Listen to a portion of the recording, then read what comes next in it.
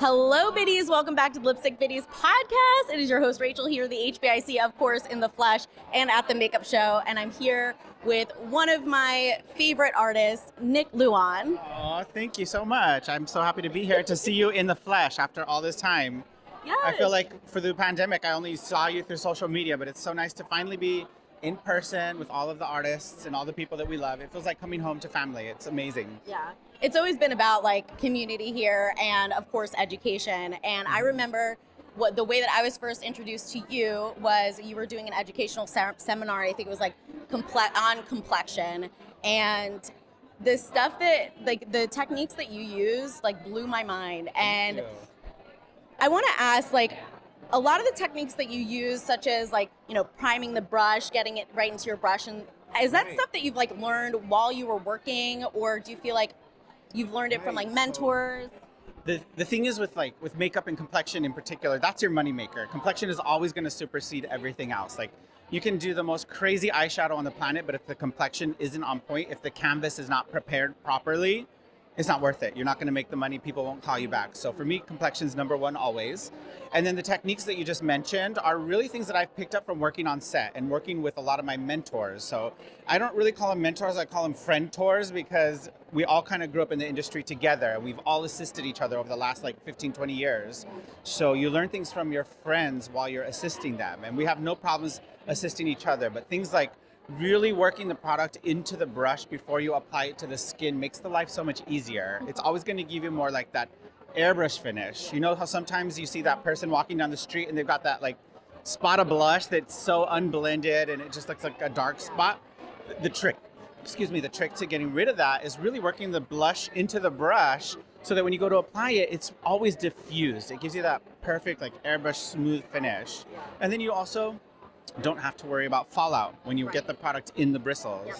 I remember this demo because you were like, yeah, you're not going to like knock it off and get it all over them. Right, yeah. I feel like that's a lot of makeup artists' inclination, or they're like just second nature to like dip your brush in your product and then just tap it.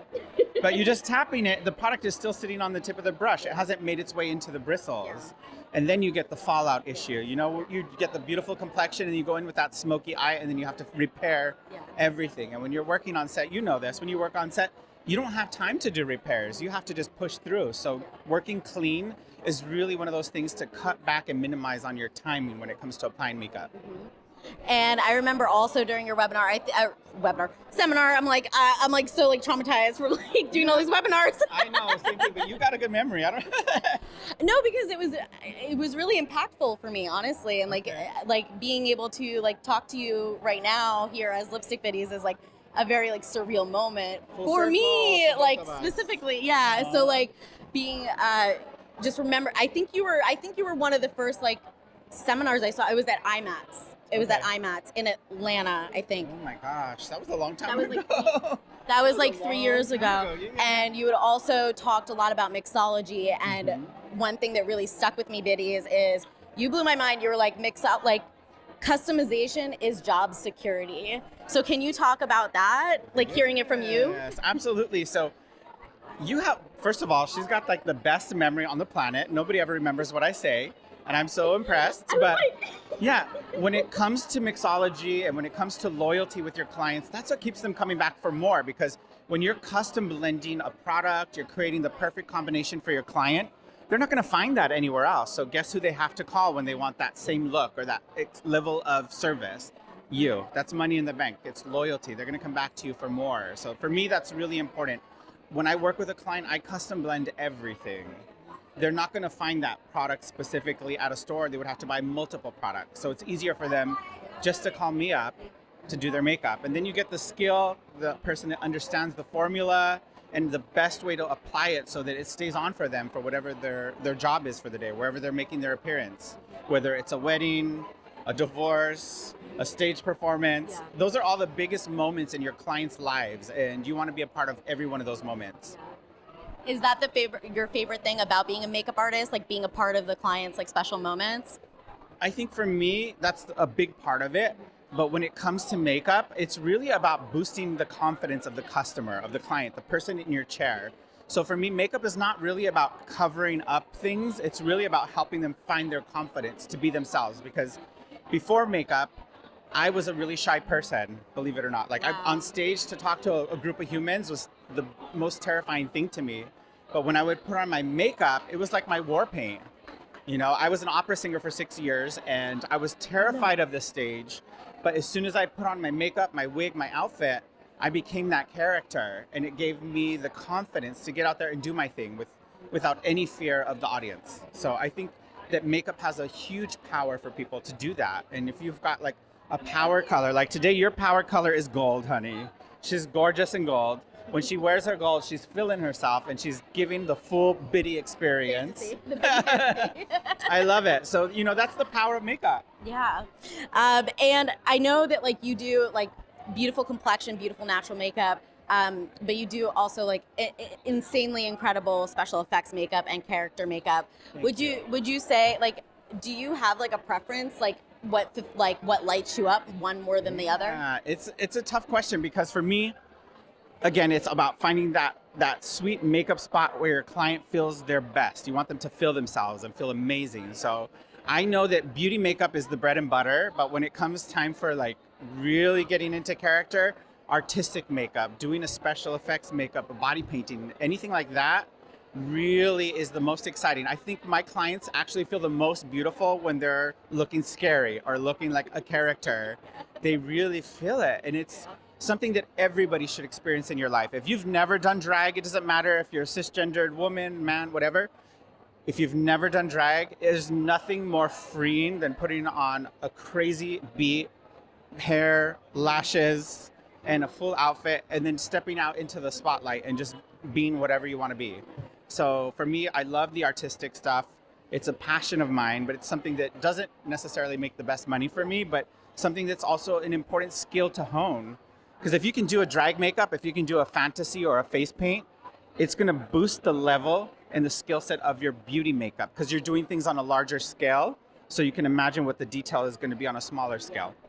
Absolutely. And I will say, like, from experience biddies, I used to, like, I went and worked at a haunt one year and did special effects makeup for them, and everything was airbrush, right? And I had never done, like, airbrush special effects. I've done airbrush for bridal and beauty, but you had to learn how to do a full zombie special effects, like, makeup in, like, 5 to 10 minutes, and you were just like, God. bam. That's pushing the limit. I can't even do that. It was crazy. It was pretty crazy. Well, everybody kind of got the same look. But anyways, Right. when after that, and then I had to go do a bride, I was like, Yeah, this is easy. Yeah. It's really, it's kind of like doing things on a bigger scale helps to boost your skill set on everything else. And I think everybody should experience that.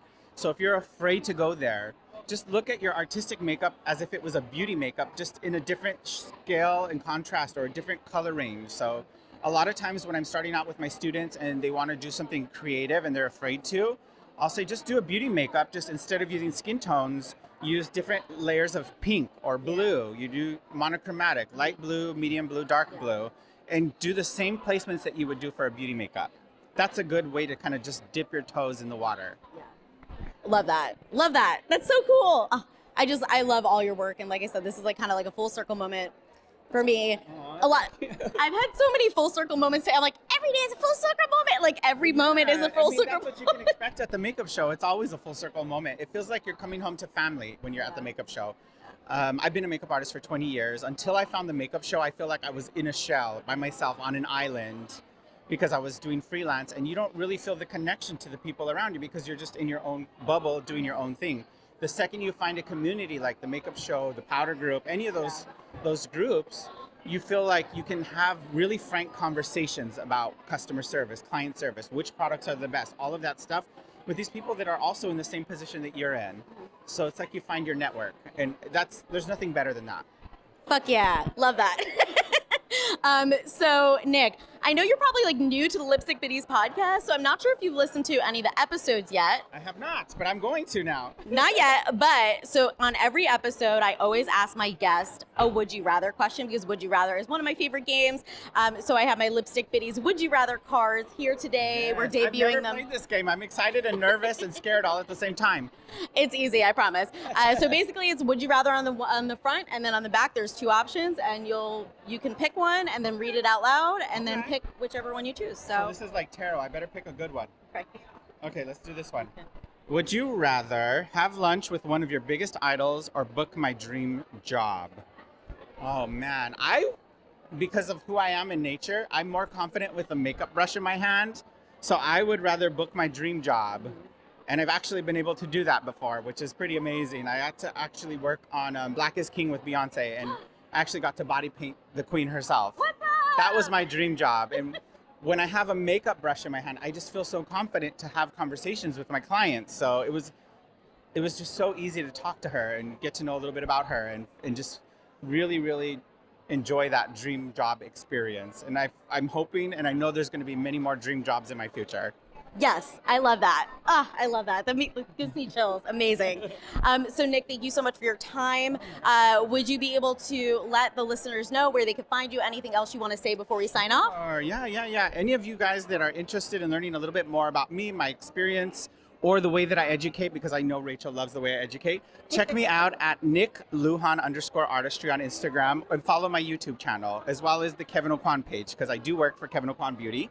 And I have put together a full library of all my tips, tricks, and techniques using Kevyn Aucoin's beauty products on YouTube. Thank you, Nick, and we will talk to you guys soon. Thank you. Bye-bye. That's it. Thank you. That was amazing. That was so easy. You made it so easy. Oh, yeah. I try to make